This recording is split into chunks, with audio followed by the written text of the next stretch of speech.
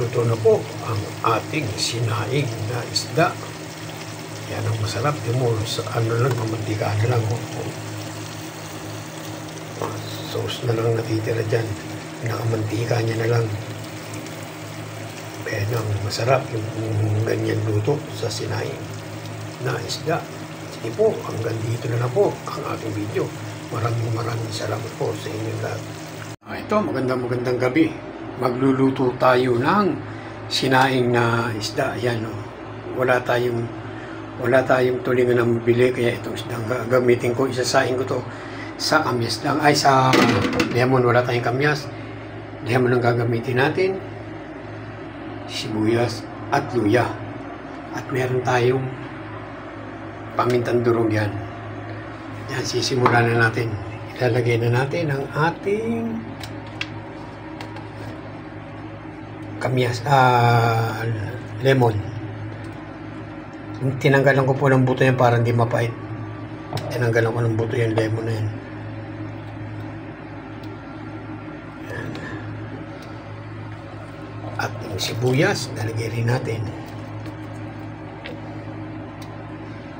Masarap sana kung tulingan eh, kaso walang tulingan. Pero ginagawa ko to. Madalas kong gawin to. Ganyan. So, ganitong siya ginagamit ko. Pag wala akong tulingan, yan. Basta yung luto-luto to. Pati buto. Pati tinik, makakain. Tapos lagyan natin itong luya.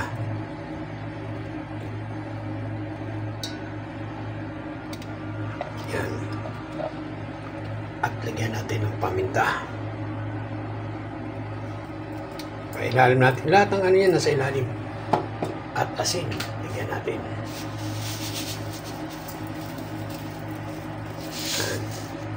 Yan, isa-isa natin lalagay itong isda.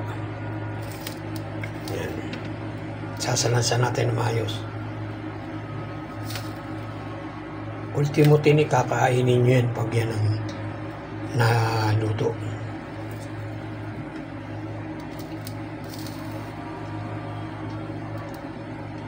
Ilang piraso lang naman iluluto ko.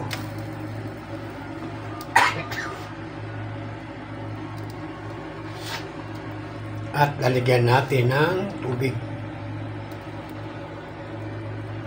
Ang tubig ko nito pantay dapat ng isda.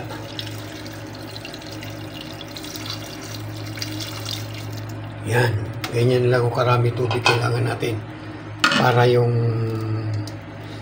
ano niya, yung maluto ng gusto. Yan o kailangan marami yan.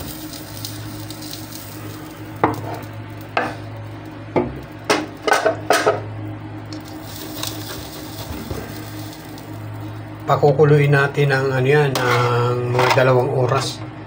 Ako kung magluto ko nito 2 oras para pati ulo ng isda makakain nyo, hindi kayo matitinig.